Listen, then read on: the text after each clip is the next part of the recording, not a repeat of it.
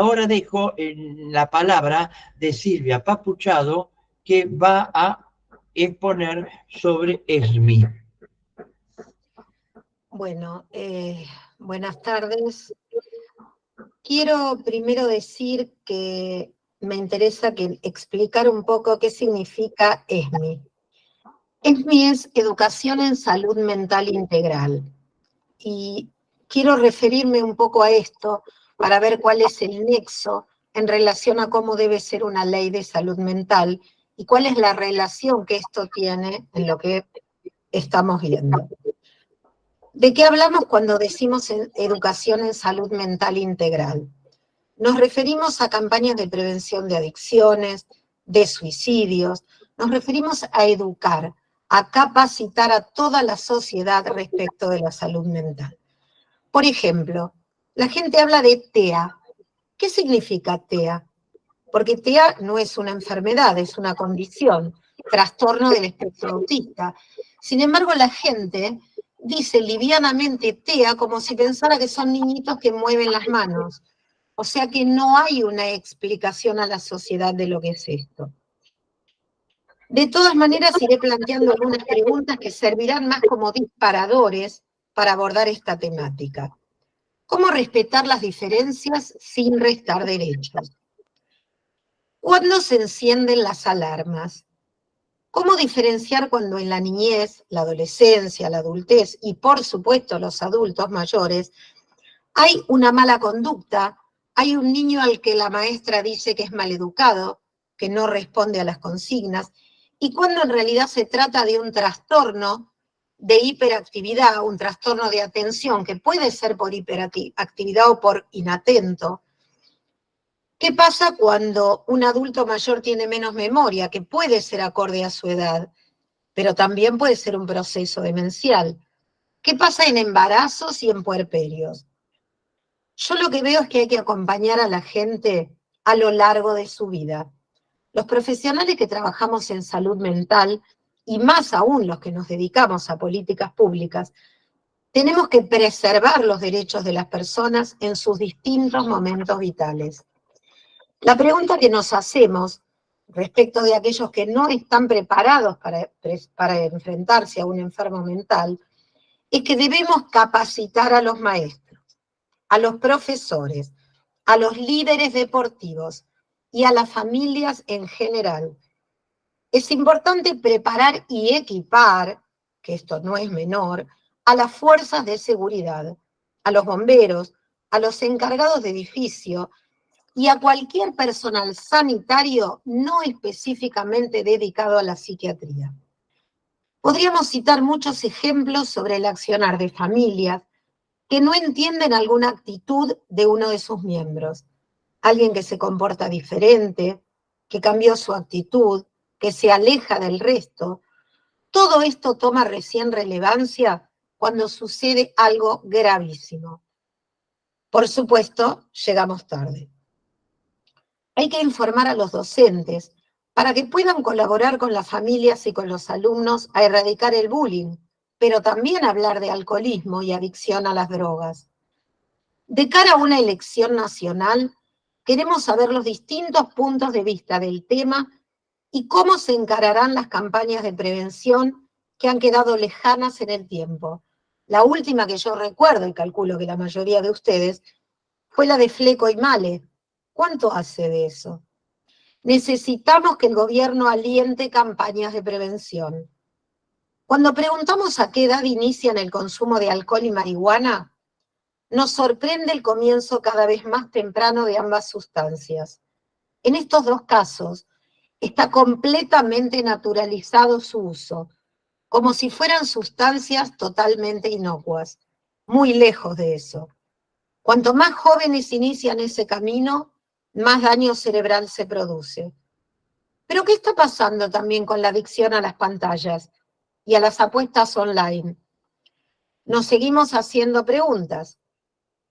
¿Qué sucede si el encargado de un edificio o la seguridad de un barrio privado, por ejemplo, o simplemente un vecino, escucha una situación de violencia? ¿Qué hace? Se esconde, lo filma, lo comparte con su núcleo más íntimo. Es imperioso preparar a la gente para que pida ayuda, aun cuando los protagonistas de la propia situación no puedan hacerlo.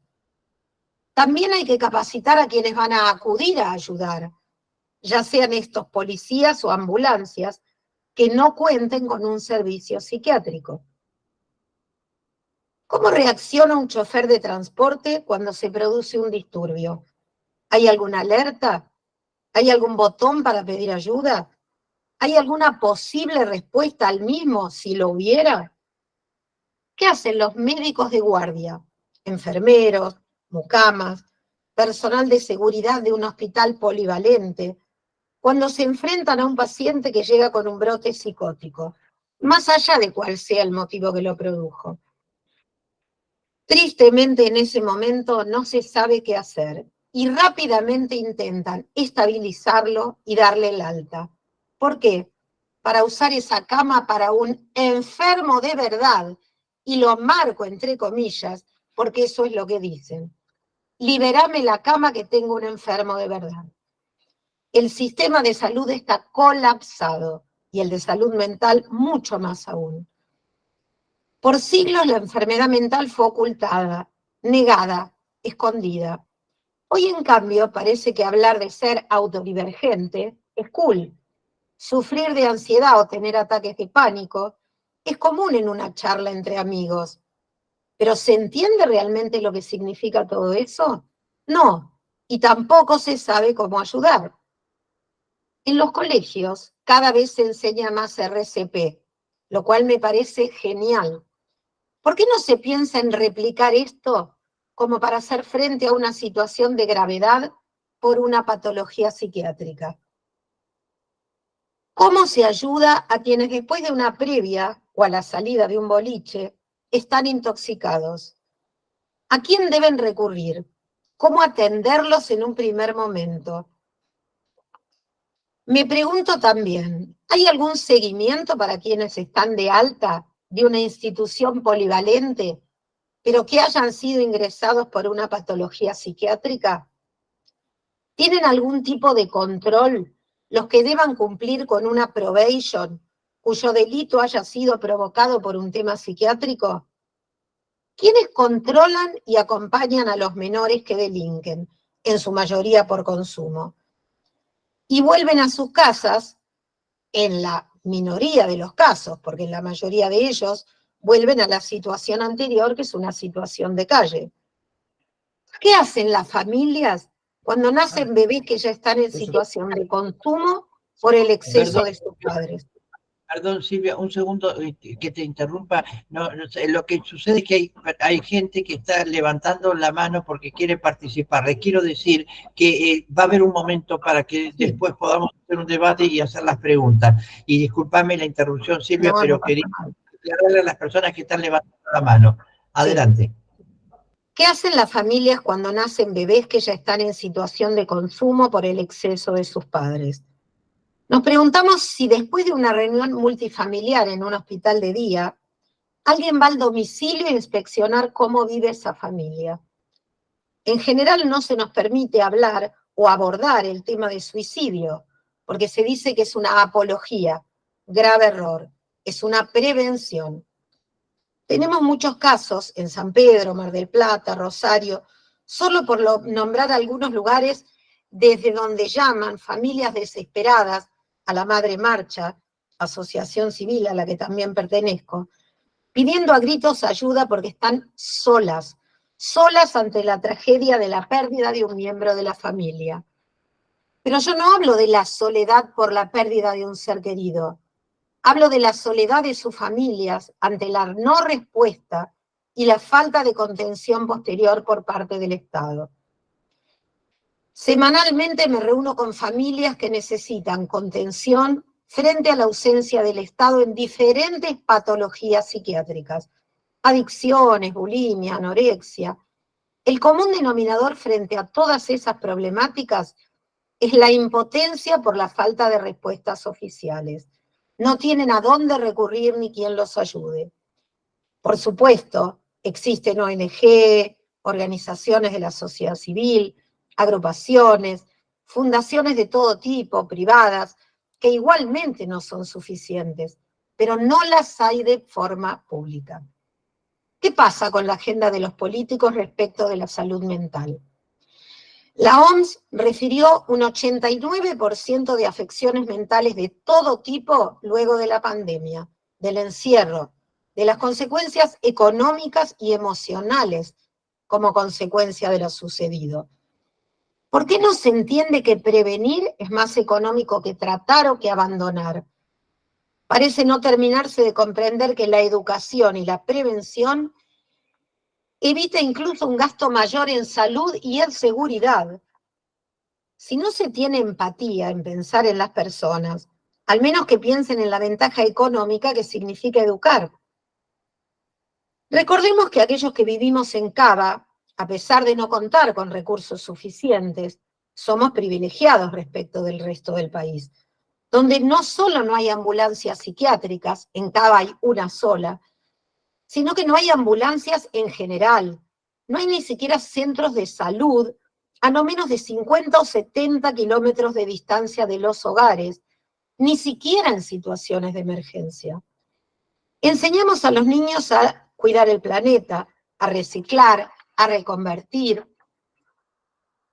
pero ¿habrá también tiempo para sumar cómo enseñar, cómo tratar las diferencias cuando se trata de pedir ayuda?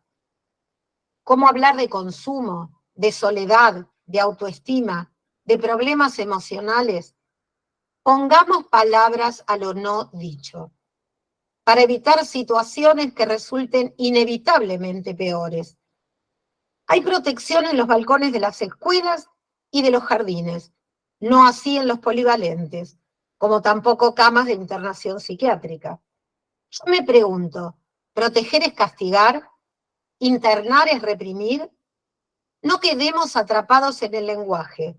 Abordemos la problemática con seriedad y con la complejidad que el caso requiere. Eduquemos, por favor, y respetemos los derechos humanos de los enfermos y de los profesionales.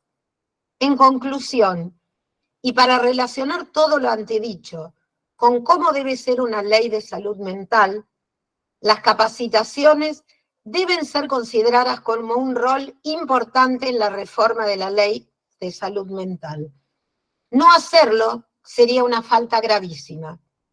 La actual ley 26.657 habla de prevención y de derechos humanos. Ninguna de esas cuestiones se cumplen. Por eso planteamos que una nueva ley o la modificación de la misma requiere de forma imperiosa el artículo ESMI, Educación en Salud Mental Integral, pero que además se cumpla con el presupuesto necesario para llevarlo a cabo. Ni que hablar de derogar el artículo 27, del que hablaba el doctor de Such, que propone cerrar monovalentes. Proponemos grupos de trabajo que lleven a cabo la tarea de capacitación de forma pública y que dispongan de los recursos suficientes para trasladarse, en caso de ser necesario, a los lugares a donde haga falta. Necesitamos que la salud mental sea puesta en agenda. Sin presupuesto no hay derechos humanos. Recordemos que el primer derecho humano es el derecho a la vida y a la libertad. Hay muchas más preguntas que respuestas en lo que han escuchado, porque creemos que la única respuesta posible es la educación en todos los niveles. ESMI, Educación en Salud Mental Integral. Muchas gracias.